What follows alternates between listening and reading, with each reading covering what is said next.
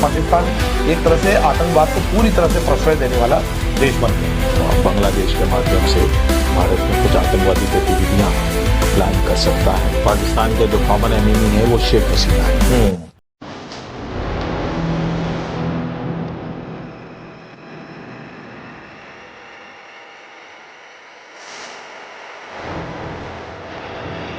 पाकिस्तान ने पहले आसपास के प्रांतों को कब्जा किया, उसमें पाकिस्तान ने उसको जोड़ा, फिर उसके बाद उसने जो है आतंकवाद को बढ़ावा दिया। रूस अमेरिका के साथ उसने अफगान में जिहाद शुरू की, भारत में प्रॉक्सी वॉर शुरू किए, और 80 के बाद से पाकिस्तान एक तरह से आतंकवाद को पूरी तरह से प्रश्रय देने वाला देश बन गया। तो अब हम इसके थर्ड सेगमेंट पे आते हैं। देखिए, सबसे बड़ी बात यह है कि पाकिस्तान ने आतंकवाद को किस तरह से पाला पोसा, और अब वो बांग्लादेश में उसी आतंकवाद को लेकर आगे बढ़ रहा है भारत के खिलाफ। और जमात-उल मुजाहिदीन वहां पे एक संगठन है जो कि बहुत तेजी से बढ़ रहा है, और उसकी गतिविधियां भी कुछ इसी तरह की हैं जैसे कि पाकिस्तान में थी, जो लश्कर तैयबा और दूसरे उनकी। उसके अलावा अफगानिस्तान ने तो मना कर दिया कि हम आपका टूल नहीं बनना चाहते पाकिस्तान का, लेकिन जमात-उल मुजाहिदीन जो बांग्लादेश में है उसको लेकर क्या कहा जाए कि पाकिस्तान का बांग्लादेश में अब कितना इंटरफेरेंस बढ़ रहा है? वो हमारे लिए चिंता की बात है। पाकिस्तान का इंटरफेरेंस शेख हसीना के बाहर जाने के बाद से एकदम से बढ़ गया है जी। पाकिस्तान इंटेलिजेंस एजेंसीज के सीनियर ऑफिसर्स, उनके एजेंट्स बांग्लादेश में प्रेजेंट है जी। और भारत को पूरी सूचनाएं हैं कि वो बांग्लादेश के माध्यम से भारत में कुछ आतंकवादी गतिविधियां प्लान कर सकता है, कुछ एक्टिविटीज कर सकता है, क्योंकि जो बांग्लादेश के ये रेडिकल एलिमेंट्स हैं और पाकिस्तान के जो कॉमन एनिमी है वो शेख हसीना है, क्योंकि शेख हसीना ने इन सारे रेडिकल एलिमेंट्स को बहुत कंट्रोल में किया था और इन लोगों को बड़ी सजाएं और इनकी एक्टिविटीज को पूरा कंटेन कर दिया था जी। तो इनके कॉमन एनिमी है।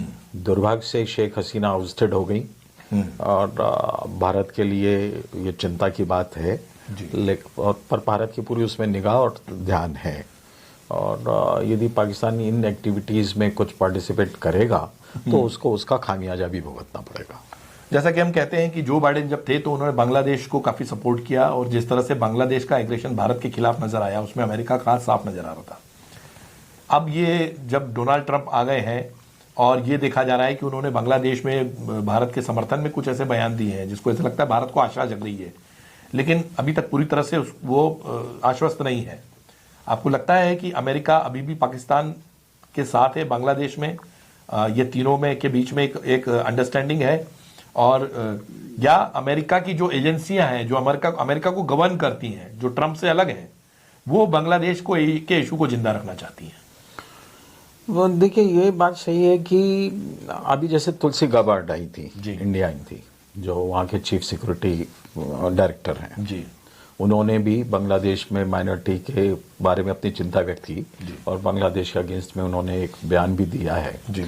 डोनाल्ड ट्रंप ने भी उनके अगेंस्ट में एक बयान दिया था, लेकिन उस जो अमेरिका के जो मिलिट्री इंटरेस्ट है वो कुछ बांग्लादेश के पास में कुछ आइलैंड है वहाँ पर है, और इसके अलावा जो इसके पहले कुछ आइडियोलॉजिकल सपोर्ट बाइडेन इस तरीके के एक्टिविटीज़ में करते रहे, जिसमें बांग्लादेश में उन्होंने अब ये एक्सेप्ट है, बिल्कुल ओपन ट्रुथ है कि जो शेख हसीना के अगेंस्ट में मूवमेंट हुआ वो अमेरिका द्वारा सपोर्टेड था।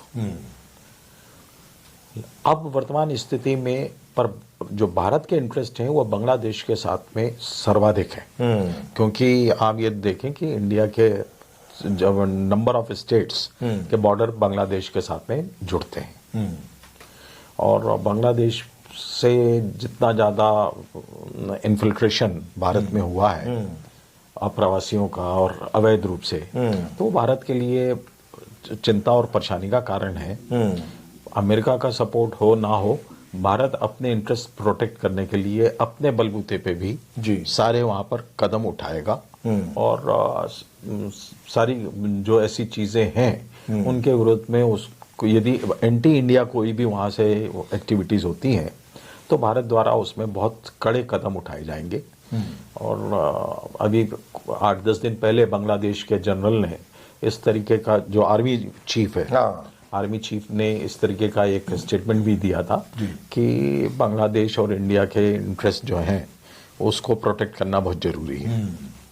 तो भारत उसमें पूरा, क्योंकि चाइना उनको बोल रहा है कि अमेरिका से दूर जाओ, क्योंकि नहीं, वो जो पाकिस्तान का बांग्लादेश का जो आर्मी चीफ है वो थोड़ा सा प्रो इंडिया अभी हो रहा है, प्रो चाइना भी है, पहले था। अभी क्या है कि वहां पर आर्मी में भी, बांग्लादेश आर्मी में भी कॉन्फ्लिक्ट खड़ा हो गया है। अच्छा, तो उसमें उसको इंडिया के सपोर्ट की जरूरत है। तो उसके अभी कुछ स्टेटमेंट प्रो इंडिया आना शुरू हुए, पर अब फ्यूचर में देखना है, अभी बहुत अर्ली है। और एक एंटी इनकम्बेंसी फैक्टर तो शेख हसीना का था, जिसके कारण इतना बड़ा एक्सप्लोजन हुआ है।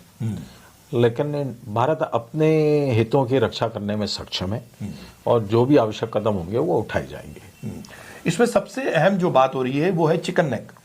पाकिस्तान और चाइना दोनों चाहते हैं वो बांग्लादेश के साथ मिलके और दूसरे नेपाल या भूटान के साथ मिलके वो जो चिकन नेक है जहां से कि भारत को काटा जा सकता है, उस चिकन नेक पे काम किया जाए। उनका ये कहना था कि चाइना उसको काट के वहां बाकी का हिस्सा अपने कब्जा ले उसको, या पाकिस्तान उसमें अहम भूमिका अदा करे। तो क्या 71 की हिस्ट्री पाकिस्तान फिर से उसी तरह की स्टाइल अपनाएगा क्या? चिकन नेक भारत के लिए अपने आप में बहुत इंपॉर्टेंट है, क्योंकि जो हमारा नॉर्थ ईस्ट का जितना पूरा जो कांटेक्ट है, जो पूरा संपर्क है, परिवहन है, वो सारा का सारा उस चिकन नेक से ही है। भारत पहले बांग्लादेश के सपोर्ट से अल्टरनेट रूट भी डेवलप कर रहा था, चटगांव होते हुए जी, और वहाँ पे कुछ पोर्ट भी डेवलप कर रहा था, जिससे नॉर्थ ईस्ट में एक शॉर्टर रूट डेवलप हो सके हमारे सामान पहुंचाने का। ये चूंकि शेख हसीना के बाहर होने से उन चीज़ों पे इफेक्ट आया, लेकिन चिकन नेक में भारत का पूरा ध्यान है।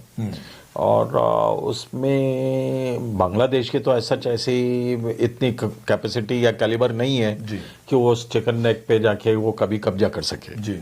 क्योंकि इंडिया की आर्मी, आपको मालूम है कि दुनिया की तीसरी सबसे बड़ी आर्मी और पावरफुल है जी, अमेरिका रूस के बाद में जी।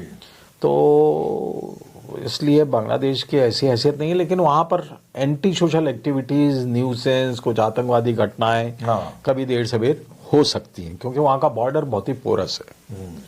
उस बॉर्डर को कंट्रोल करना, पूरा नॉर्थ ईस्ट के साथ लगा हुआ बॉर्डर बहुत है। इधर इम्फाल में मोरेंग है, इधर मणिपुर के बाद मिजोरम में है ना, कुछ इलाका जो है उधर मेघालय और इसका पड़ता है। हालांकि अरुणाचल प्रदेश वो है, अरुणाचल प्रदेश बॉर्डरिंग चाइना है। ये पूरे जो बेल्ट को ये लोग किस तरह से काटना चाहते हैं, भारत को इस षड्यंत्र का पता है, अच्छी तरह से पता है। इंडिया ने अपनी पूरी तरह से तैयारी कर रखी है। पिछले सालों में आप देखें कि पूरा नॉर्थ ईस्ट कंट्रोल में है, शांतिपूर्वक है, विकास हो रहा है, डेवलपमेंट हो रहा है। अभी मणिपुर की एक कुछ घटनाओं को छोड़ दें आप जी, और उसके घटना के पीछे भी बैकग्राउंड में यदि जाएंगे तो ड्रग्स का कुछ डिस्प्यूट है, ड्रग्स का वार है, कुछ जमीन का डिस्प्यूट है, कुछ एथनिक डिस्प्यूट्स हैं। लेकिन ओवरऑल नॉर्थ ईस्ट में पूरा असम से लेके, त्रिपुरा से लेके, नागालैंड, मिजोरम, अरुणाचल, सब जगह बहुत ही शांति और विकास हो रहा है। वहाँ पे इंफ्रास्ट्रक्चर बहुत सारा, इंडिया का क्वालिटी इंफ्रास्ट्रक्चर डेवलप हो रहा है, बहुत सारा डेवलपमेंट है। तो इसलिए भारत अपने आप में बहुत ही सक्षम और वहां शक्तिशाली पूरी रोड्स बन गई हैं, बहुत सारा रोड नेटवर्क बहुत अच्छा बना है इस बार। बिल्कुल नॉर्थ ईस्ट में अब ट्रेन जा रही है, वहां पे ट्रेन की लाइंस बिछ रही हैं, दुर्भाग्य से बढ़ रही हैं। दुर्भाग्य से actually Burma and Myanmar and Bangladesh में जो ये सारे डिस्टर्बेंस पिछले सालों में हुए हैं, उसके कारण थोड़ा सा भारत के लिए सेटबैक है। लेकिन इतने बड़े सिनेरियो में, इतने बड़े लैंडस्केप में कुछ चीजें होती रहती हैं जो आपके कंट्रोल के बाहर रहती हैं, क्योंकि सोशल माइग्रेशन है, कम्युनिटीज एक जैसी हैं, बिल्कुल है। मैती या कुकी जो है उधर भी रहते हैं, इधर भी रहते हैं, म्यांमार में भी हैं, म्यांमार में भी रहते हैं, बहुत सारे बौद्ध रहते हैं उधर, इधर भी रहते हैं। तो ये कुछ अब इतना बड़ा क्षेत्र है तो थोड़ा बहुत कुछ चलता रहता है। और साथ साथ कुछ हिस्टोरिकल लायबिलिटी भी है जी, ऐतिहासिक, जो 47 से लेके जो डिस्प्यूट खड़े हुए या जिस तरीके से चीजें रही, डेवलप हुई। तो पर अब यदि आप कुछ सालों पहले से तुलना करें तो आज की तारीख में नॉर्थ ईस्ट पूरा शांत, विकसित और संपन्न हो रहा है। अब हम थोड़ा सा पाकिस्तान की जो पॉलिटिकल सिचुएशन है उस पर थोड़ा सा आते हैं कि पाकिस्तान ये सब चीजें तो कर रहा है, आईएसआई कर रही है, भारत में किसी तरह से उसको वो चाहते हैं कि भारत में ज्यादा अस्थिरता हो और इस तरह से वो अपना बदला ले सकें, उनका ये कहना है। लेकिन पाकिस्तान में जो पॉलिटिकल इंस्टेबिलिटी एक तरह से कहा जाए, ये इमरान खान जेल में है लेकिन वहां से भी वो दबाव बनाए हुए हैं, और इधर जो है पाकिस्तान की जो गवर्नमेंट है वो लोगों को अपनी बात समझाने में मुश्किलात आ रही हैं उनको कि किस तरह से वो महंगाई पर आर्थिक मोर्चे पर करें, पॉलिटिकल मोर्चे पे करें, है ना, बॉर्डर इश्यूज पे करें, इन सब चीजों में को काफी दिक्कत आ रही है। तो पॉलिटिकल सिचुएशन एक तो पाकिस्तान की कितनी इनस्टेबल है, और दूसरा इमरान खान क्या अब फिर से वापस उभर कर सामने आ सकते हैं? पहले तो आप ये देख लें कि पाकिस्तान में चुनाव कैसे होते हैं। सबसे इंटरेस्टिंग जो है, जहां पे पाकिस्तान के प्रॉब्लम है वो उसके चुनाव की प्रोसेस से। पाकिस्तान के चुनाव में पोलिंग बूथ पे ही काउंटिंग होती है। उनके जो पार्लियामेंट्री इलेक्शन होते हैं या असेंबली के इलेक्शन होते हैं, उसमें जो काउंटिंग है वो पोलिंग बूथ बेसिस पर होती है। पोलिंग जैसे ही खत्म होती है तो उसके बाद में वहां पर काउंटिंग होती है। पाकिस्तान की आर्मी पोलिंग बूथ में डिप्लॉय होती है, पुलिस भी नहीं। जैसे भारत में आपके यहाँ पर एक चुनाव आयोग के निर्देश हैं कि पोलिंग बूथ के भीतर यूनिफॉर्म फोर्स का कोई आदमी नहीं जा सकता, राइट। इवन कोई वीआईपी जो कैंडिडेट होता है उसके जो सिक्योरिटी पर्सनल रहते हैं वो भी पोलिंग बूथ के भीतर नहीं जा सकते। सिर्फ जो कैंडिडेट है या उसका इलेक्शन एजेंट है, सिर्फ वही पोलिंग बूथ के भीतर जाके पोलिंग की व्यवस्था देख सकता है, राइट। लेकिन वहां पर आर्मी ही पोलिंग बूथ के भीतर रह के चुनाव कराती है, प्रोसीजरल। ऐसा नहीं कि वो इंटरफियरेंस कर रही है, वो वहां पर प्रेजेंट रहती है आर्मी। इंडिया में तो काउंटिंग बाद में होती है, सेंटर में होती है, 5, 10, 15 दिन बाद होती है, और एक जगह पर एक सेंटर में बनता है, और जहां पे सारे कैंडिडेट जो खड़े होते हैं और उनके काउंटिंग एजेंट रहते हैं उनके सामने, और रिकॉर्डेड फलाना ढेंगा सारा सिस्टम है, सारा प्रिवेंटिव मेजर्स है कि किसी प्रकार की चुनाव में धांधली ना हो। इसलिए चुनाव आयोग ने बहुत सारे निर्देश जारी किए हुए हैं जिसको इम्प्लीमेंट कराने की जिम्मेदारी जिला प्रशासन की रहती है। सरकार से आपको कुछ डायरेक्शन या अप्रूवल की जरूरत नहीं रहती, क्योंकि भारत में चुनाव के समय में सरकार जो है वह एक्टिंग गवर्नमेंट रहती है, फुल फ्लैश उसका पावर नहीं रहते, क्योंकि मॉडल कोड ऑफ कंडक्ट लग जाता है। वहां पर पूरा आर्मी का पावर रहता है। काउंटिंग के बाद में वहां पर एक फॉर्म 47 होता है, जिसमें जो वहां का प्रिसाइडिंग ऑफिसर है वो लिख के देता है कि इस पोलिंग बूथ में किस कैंडिडेट को कितने वोट मिले। पाकिस्तान में प्रॉब्लम यह है कि वहां पे चुनाव में किसी को पब्लिक किसी को भी वोट दे रही हो, आर्मी जो तय कर देती है कि इस कंस्टिट्यूंसी से ये कैंडिडेट जीतेगा, इस पार्टी का आदमी जीतेगा, तो जो वहां पे आर्मी पर्सनल डिप्लॉय रहते हैं वो प्रिसाइडिंग ऑफिसर से वैसे ही फॉर्म में भरवा के साइन करा के वो चुनाव आयोग को भेज देते हैं। वहां पे चुनाव आयोग है, उसके पास में वो फॉर्म वहां पर भेज दिए जाते हैं, और वो फिर उसको कंपाइल करके रिजल्ट डिक्लेयर कर देता है। कहने को सब कुछ है, कहने को सब कुछ है, लेकिन चूंकि काउंटिंग वहीं पर होती है जहां पे आर्मी पर्सनल बैठे हुए हैं। अब जो अभी 2024 में चुनाव हुए फरवरी में, इसमें कोई दो राय नहीं, आज की तारीख में इमरान खान सबसे पॉपुलर है। यदि फ्री एंड फेयर इलेक्शन होते, इमरान खान अच्छा है, बुरा है, कॉम्पिटेंट है, इनकॉम्पिटेंट है, इसको आप भूल जाएं, लेकिन पाकिस्तान की जनता इमरान खान को इस बार चुनाव में जिताना चाहती थी। चूंकि पाकिस्तान आर्मी और इमरान खान के बीच में कॉन्फ्लिक्ट था, तो आर्मी ने तय किया हुआ था कि इमरान खान को नहीं जीतने देना, हराना है इसको, हराना है, शहबाज शरीफ आ जाए। तो उन्होंने मुस्लिम लीग और पाकिस्तान पीपल्स पार्टी के कैंडिडेट को जितवा दिया। पॉपुलर है इमरान खान, लेकिन जो सरकार है वो मुस्लिम लीग की है। तो इमरान खान के अगेंस्ट में उन्होंने आज की तारीख में इमरान खान के अगेंस्ट में करीब 182 से ज्यादा केसेस दर्ज हैं, क्रिमिनल केसेस। उसमें वो जेल में बंद है, वो भी बंद है, उसकी वाइफ भी बंद है। अब वो चूंकि जनता उसके साथ में है जी, गवर्नमेंट का कोई से कंट्रोल नहीं है, जो गवर्नमेंट है वो आर्मी की है, तो वो कॉन्फ्लिक्ट में पाकिस्तान इतना कस के फंसा हुआ है कि उसके कारण उसके पास में किसी चीज का कोई सोल्यूशन नहीं निकल पा रहा है। अभी जैसे इतनी सारी टेररिस्ट एक्टिविटीज हुई पाकिस्तान में, लेकिन इमरान खान की पार्टी उसमें साथ में पार्टिसिपेट नहीं कर रही, वो उन्होंने अपनी अलग लाइन ली हुई है। तो ये वहां पे पॉलिटिकल कॉन्फ्लिक्ट पाकिस्तान में एक्सट्रीम में है। तो क्या भविष्य क्या देखते हैं? अगर शहबाज शरीफ के बाद अगर किसी को कहा जाए कि सत्ता में कौन आ सकता है, कौन बहुत तेजी से बढ़ रहा है, तो क्या वो बिलावल भुट्टो हो सकते हैं? क्योंकि इमरान खान को तो आने नहीं देंगे। मुझे ऐसा लगता है कि यदि पाकिस्तान आर्मी का इसी तरीके से इंटरफेरेंस बना रहा जी, तो जो पाकिस्तान का भी इंटीरियर मिनिस्टर है मोहसिन नकवी, उसको वो प्राइम मिनिस्टर बना देंगे। या फिर मार्शल लॉ लगा दें? मार्शल लॉ इसलिए नहीं लगाएंगे क्योंकि उससे उसको यूरोप एंड अमेरिका से सपोर्ट मिलना बंद हो जाएगा। मार्शल लॉ को अभी अमेरिका एंड यूरोप एक्सेप्ट करने के लिए तैयार नहीं। तो पाकिस्तान की आर्मी को जरूरी है कि फ्रंट में कोई फेस बना रहे। आज की तारीख में शहबाज शरीफ का कोई से नहीं, थोड़ा बहुत अपना इंटरनल डोमेस्टिक मैटर्स में कुछ बात कर लेते हैं, कुछ बोल लेते हैं, कुछ डिसीजन कर लेते हैं, लेकिन वो उनमें कोई किसी प्रकार का उनको कोई फॉरेन पॉलिसी के संबंध में उनका कोई कंट्रोल नहीं है, इकोनॉमिक पॉलिसी में उनका कोई कंट्रोल नहीं है, इंटीरियर इश्यूज पर मोहसिन नकवी जो उनके इंटीरियर मिनिस्टर है वो प्राइम मिनिस्टर की बात नहीं सुनते, जिनको पाकिस्तान आर्मी का सपोर्ट है। अमेरिका जाते हैं तो वो नाराज फूफा जैसे दिखाई देते हैं शहबाज शरीफ।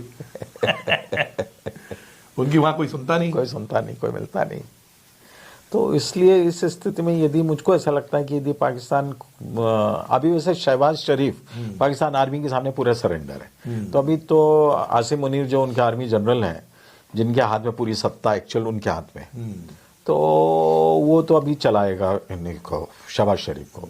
पर यदि कभी ऐसी स्थिति आई चेंज करने की, तो मेरा ऐसा असेसमेंट है कि वो मोहसिन नकवी को पीएम बनाएंगे। इसमें इस पूरे मामले में पाकिस्तान की आवाम के बारे में क्या कहना चाहेंगे? वो लोग काफी मुखर हैं, मतलब वो अपनी गलती स्वीकार करते हैं, वो पाकिस्तान को प्रोग्रेसिव डेवलप्ड नेशन की तरह देखना चाहते हैं, वो इंडिया के साथ संबंध सुधारना चाहते हैं, वो चाहते हैं कि हमारी भी प्रोग्रेस इसी तरह से हो, लेकिन वहां की राजनीति जो सियासी है, सियासी लोग जो वो करने नहीं देते। क्या है कि जनता बेचारी पिस रही है। क्या है कि पाकिस्तान में सत्ता बनाए रखने के लिए उन्होंने धर्म को बहुत ज्यादा बढ़ावा दिया, रेडिकल धर्म रिलीजन को, रेडिकल रेडिकलिज्म जो बहुत ज्यादा आ गया। जियाउल हक के समय में जियाउल हक ने बहुत ज्यादा रेडिकल इस्लाम बढ़ाया जी। जो आज पाकिस्तान जो उसके साथ में दिक्कतें जा रही हैं, वो जियाउल हक के रेडिकल इस्लाम को बढ़ाने के कारण जा रही है जी। क्योंकि एक शुरू से उनके यहाँ पे आ गया कि साहब इस्लामिक कंट्री है, इस्लामिक कंट्री है तो साहब शरिया इम्प्लीमेंट होना चाहिए, शरिया इम्प्लीमेंट होना चाहिए, तो वो रेडिकल शरिया में चले गए। जैसे सऊदी अरब को ये समझ में आ रहा है कि रेडिकल इस्लाम बहुत ही नुकसानदायक है। सऊदी अरब, यूएई, ये सारे कंट्रीज अब बहुत सारे रिफॉर्म कर रहे हैं। आपके जॉर्डन है, इन सबको समझ में आ गया है, टर्की है, पर टर्की में अभी एर्दोगन थोड़ा सा है, रेडिकल में आ गया। वो एकदम से नहीं आया है, वो अपनी सत्ता कंट्रोल करने के लिए, लेकिन बाकी बहुत सारे जो इस्लामिक कंट्री हैं उनको समझ में आया है कि समाज का, जनता का विकास, देश के विकास के लिए कोई भी रिलीजन का रेडिकल फॉर्म उसके लिए डैमेजिंग है। तो लेकिन पाकिस्तान में रेडिकल इस्लाम बहुत ज्यादा है, तो वो जो वहाँ पे बहुत सारा जो कॉन्फ्लिक्ट है वो रेडिकल इस्लाम के कारण है। तो पाकिस्तान में दो तरीके के लोग हैं, एक मॉडरेट है, एक जो जिनके लिए प्रथम प्राथमिकता विकास है, पर वहाँ पे कुछ लोग हैं जो हमेशा सज्जन व्यक्तियों को कंट्रोल कर ले जाते हैं, वो चरमपंथी लोग होते हैं। तो वहाँ पे चरमपंथियों की से है, वो उनका कंट्रोल है। तो इसलिए अभी तो पाकिस्तान से किसी प्रकार की संबंध सुधारने की या संबंध बनाने की उम्मीद रखना बेकार है। काफी विस्तार से चर्चा हुई सर, आपका बहुत बहुत धन्यवाद। देखिए, पाकिस्तान, हमारे बहुत सारे सब्सक्राइबर्स हैं जो पाकिस्तान से भी देखते हैं, और पाकिस्तान की आवाम क्या चाहती है इस पर आपके कमेंट जरूर लिखें। जिस तरह से पाकिस्तान ने आतंकवाद को बढ़ावा दिया, जिस तरह से पाकिस्तान अफगानिस्तान, सऊदी अरब और अमेरिका के साथ मिलकर उन्होंने जिहाद फैलाई, जिस तरह से भारत के खिलाफ प्रॉक्सी वॉर किए, आपको क्या लगता है पाकिस्तान क्या चाहता है? आतंकवाद को चाहता है, बांग्लादेश को बढ़ाना चाहता है? क्या ऐसा होना चाहिए? क्या इंडिया ब्लीड करेगा तो पाकिस्तान की खुशहाली आएगी? अगर इन सब पे मुद्दों पे आप चर्चा कर रहे हैं तो उस पर आपके कमेंट्स भी जरूर हमें भेजिए। लेकिन क्या पाकिस्तान की आवाम जो है प्रोग्रेसिव तरीके से सोचना चाहती है? क्या डेवलपमेंट चाहती है? क्या पाकिस्तान में पैसे की जो बर्बादी उसको रोकना चाहती है? क्या सियासी लोगों को यह बताना चाहती है कि अपने देश की तरफ देखें, न कि पड़ोसी देशों के साथ अदावत करें, उनसे दुश्मनी करें, और ना ही किसी यूएस या चाइना के हाथों का खिलौना बने? तो पाकिस्तान के पास रिसोर्सेज हैं, पाकिस्तान की आवाम मेहनत करना चाहती है और एक अच्छा प्रोग्रेसिव देश बनाना चाहती है। धर्म आपके साथ है, आवाम आपके साथ है। इस पर आपके क्या विचार है हमें जरूर लिख भेजिए। हमारे साथ बने रहने के लिए बहुत बहुत शुक्रिया।